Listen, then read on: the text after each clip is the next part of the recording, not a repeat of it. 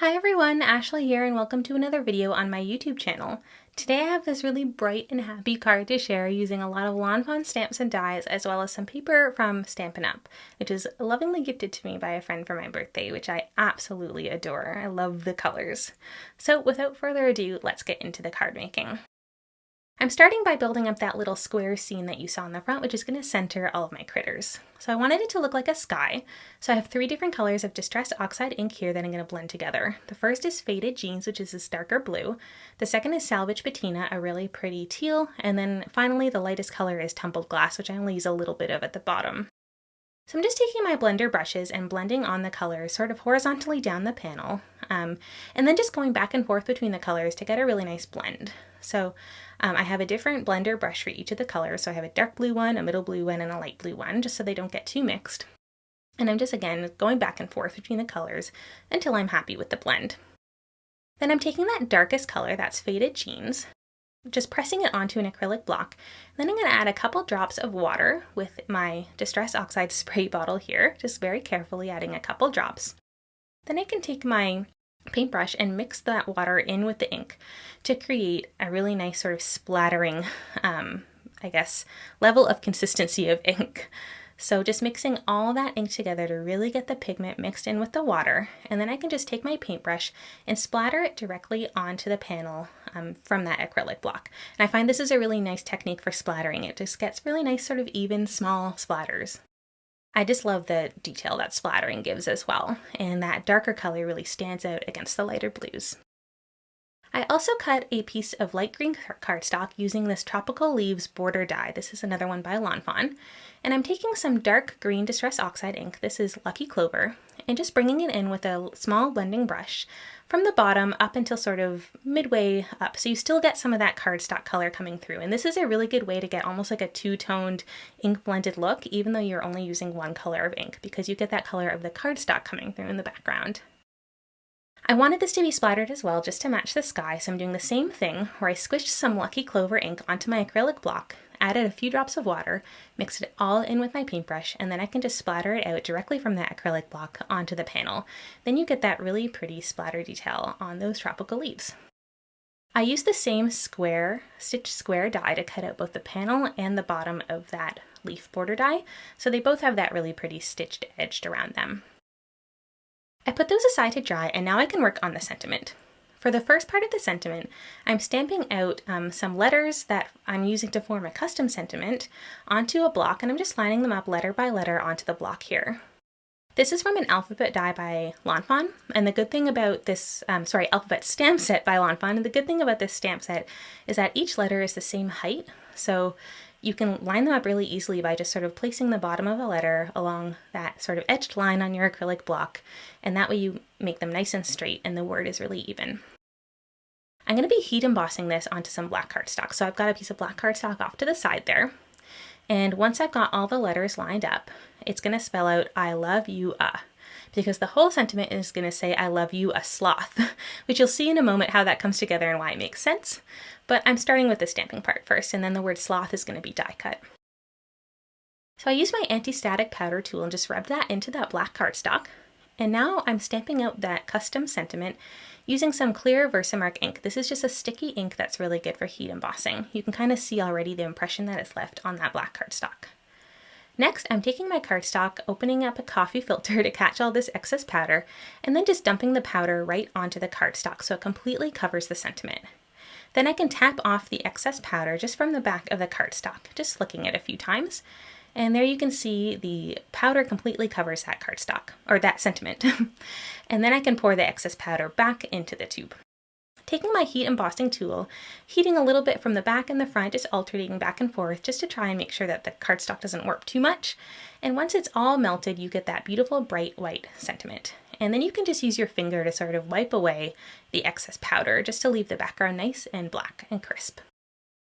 Okay, so now working on the second part of the sentiment, I've cut out the word sloth using a Lawn Fawn die set.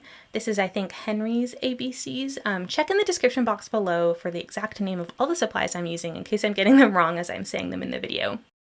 So I cut them, the letters for sloth out of both black cardstock as well as a combination of pink and white. And the idea was that I'm highlighting the part of the word sloth that says lot. So it's sort of like a bit of a pun, the sentiment where it says, I love you a sloth. It's almost like I love you a lot.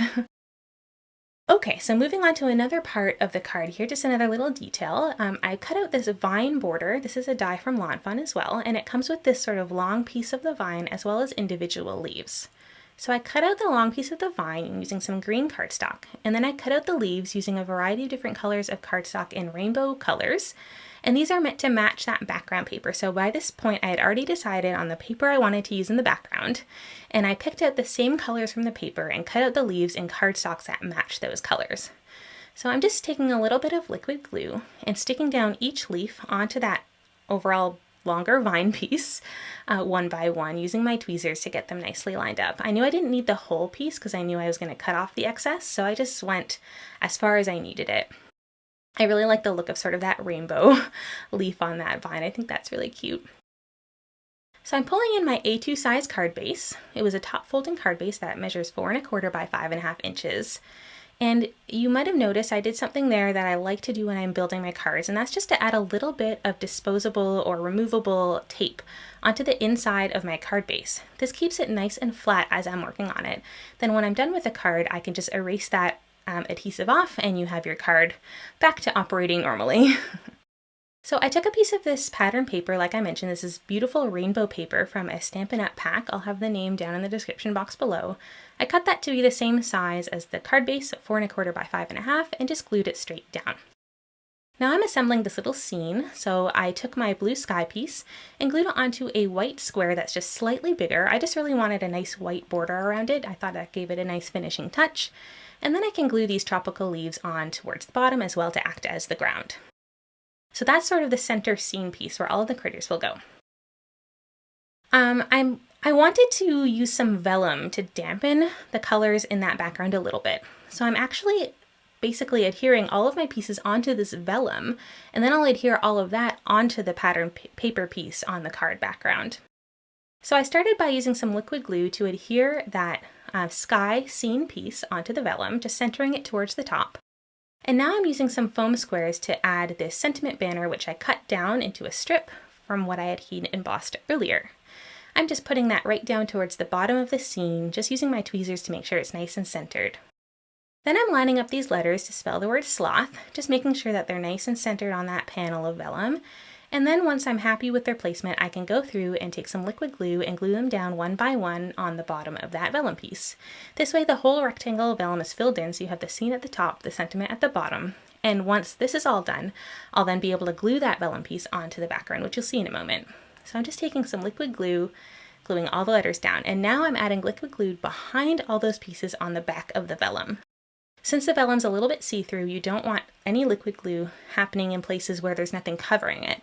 So I focused the liquid glue onto the places on the vellum where there was things already adhered on the front.